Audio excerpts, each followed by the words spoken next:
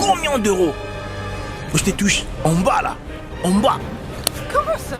Est-ce que t'as déjà léché les 2 boules d'un mec? Non, jamais. Ces derniers jours, vous avez vu ces vidéos-là circuler des milliers de fois sur internet, donc je me suis dit qu'on allait en parler aujourd'hui. Eh bien, salut à tous et à toute la team CGRC.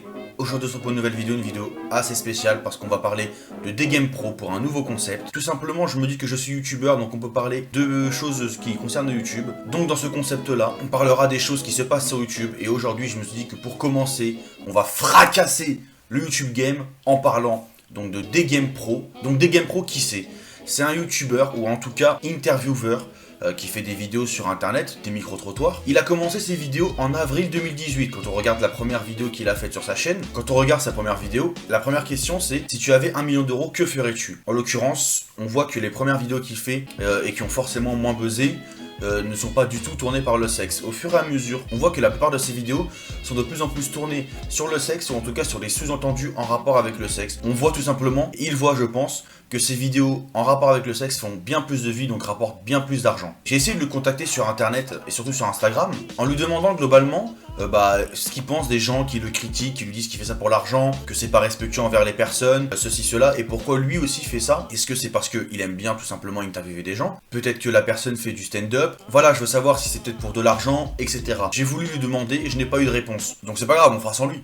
Déjà, avant même de parler du contenu, on peut parler de la personne. La personne en elle-même, je ne la connais pas, je ne la critiquerai pas. Par contre, on peut parler du contenu et du personnage qu'il incarne. Dans ses vidéos, on voit qu'il est très à l'aise avec les gens, et même devant la caméra, on voit qu'il a pris l'habitude de parler de sujets tabous, on dirait, avec des inconnus. Inconnus même, c'est un grand mot, parce que je pense que certaines scènes sont scriptées, c'est-à-dire que par exemple, on lui demande de mettre une gifle, de faire telle ou telle réaction pour que ça fasse du buzz, et que du coup ça rapporte de l'argent. Je pense que cette chaîne-là est globalement tournée sur le sexe et donc l'argent. On sait tous que les choses putaclic, que les choses qui tournent autour du sexe, couple, etc., de choses plutôt tabous, tournées sur l'argent, sur le sexe, sur les couples, sur plein de choses qui sont plutôt tabous dans la société française en tout cas, buzzent tout simplement sur internet. Maintenant, on sait qu'aussi sur YouTube, les choses sont de plus en plus censurées, c'est-à-dire que par exemple, selon les titres que tu vas mettre, selon la miniature que tu vas mettre, ou même selon le contenu de la vidéo, les choses peuvent être censurées par YouTube. Pas forcément une mauvaise chose, sachant que beaucoup d'enfants regardent YouTube, même si maintenant on a YouTube Kids, si je dis pas de bêtises,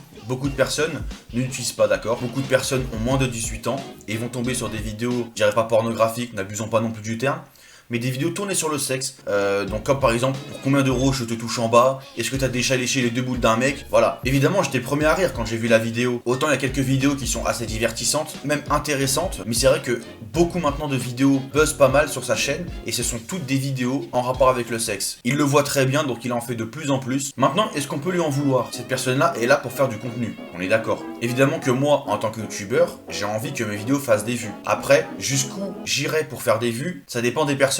Pour le coup, j'irai jamais demander à des gens pour combien d'euros MP pond dans la rue, est-ce que je peux couper son stream, etc. Vous voyez? Lui, par contre, il en est capable. Donc tant mieux pour lui. Le problème, c'est quoi? C'est que beaucoup critiquent cette attitude de faire des micro-trottoirs à Châtelet ou dans d'autres endroits et de dénigrer la jante féminine, sauf que beaucoup de personnes, dont la jante féminine, aiment ce contenu, regardent ce contenu, donc donnent de la force indirectement, même pour critiquer à ces personnes-là, pour que finalement, la personne, elle, récupère de l'argent, se dit, bon bah ok, ça fait un bad buzz, mais un bad buzz reste un buzz, ça me rapporte de l'argent, je vais continuer comme ça. Personnellement, j'ai Twitter, et je vois énormément de personnes dire, waouh, faut qu'il arrête de faire ces vidéos-là comme ça, en allant regarder la vidéo, donc donner une vue, tu enregistres la vidéo, tu la mets sur internet, sur un autre réseau, dont Twitter, les personnes voient, critiquent, veulent aller voir eux-mêmes, rapportent de l'argent en faisant des vues. Donc est-ce qu'on peut vraiment lui en vouloir finalement de vouloir faire de l'argent, de faire des vues, sachant que ça marche et que beaucoup de personnes aiment ça? On est d'accord qu'on a tous rigolé sur la question: est-ce que t'as déjà léché les 2 boules d'un mec? La vidéo dure plus de 8 minutes, c'est-à-dire que le mec a pu mettre autant de pubs qu'il a voulu sur la vidéo. Il a dû se faire un paquet d'argent, je vous le dis. Et tout ça de notre faute. Dans une de ses vidéos, il explique comme quoi tout ce qu'il fait, c'est simplement du divertissement. Ok, très bien, c'est du divertissement, on est d'accord. Maintenant, je pense qu'il y a une limite dans le divertissement. Maintenant, comme je vous l'ai dit, il y a des personnes qui ont moins de 18 ans qui peuvent tomber sur ces vidéos-là, et je pense qu'il faut protéger ces personnes-là. Tout simplement parce que moi, j'ai pas envie que ma soeur de 10 ans tombe sur une vidéo où ça parle de cul, où on demande combien d'euros elle suce en bas, tu vois, c'est des trucs C'est pas possible que des vidéos avec un contenu pareil puissent tourner sur YouTube sans être censurées. Je pense que ces vidéos-là devraient être interdites aux moins de 18 ans. Le problème, c'est que c'est bien trop facile de faire un compte avec en disant que t'as plus de 18 ans. Personnellement, ayant déjà fait des micro-trottoirs sur ma chaîne YouTube, je sais déjà qu'avant d'aller parler à quelqu'un, il faut lui demander son accord. Donc à chaque fois que j'ai parlé avec quelqu'un et que j'ai pu l'enregistrer, je lui ai demandé s'il voulait que je lui floute sa tête, que je floute quelque chose, s'il voulait même ne pas être dans la vidéo finalement, etc. Quand on voit sur ces vidéos, on voit que beaucoup ne sont pas floutées, mais certaines sont floutées. Donc je pense quand même qu'il demande l'accord aux personnes avant de pouvoir les mettre sur sa vidéo. Et le problème c'est quoi? C'est que ces personnes-là pensent s'afficher en bien et donc du coup récupérer de la notoriété sur leur réseau, que nenni. Ces personnes-là ne font que s'afficher et après on va se dire, on va les reconnaître dans la rue et on va se dire ah ouais c'est la meuf, elle a dit qu'elle lèche pour 10 balles, etc. Ces personnes-là ne réalisent pas le harcèlement qu'elles peuvent subir plus tard. Qu'elles viennent pas chialer après en disant ouais je voulais pas être dans la vidéo finalement. T'as dit oui une fois, c'est pas non 3 semaines après. Et là je vais parler à tous mes frères. Je vous en conjure, faites attention aux femmes que vous allez prendre plus tard. Vous allez prendre, c'est comme si c'était un Pokémon. Si jamais elle est arrivée dans une vidéo de D-Game Pro, surtout ne la mariez pas les gars. Ne la mariez pas.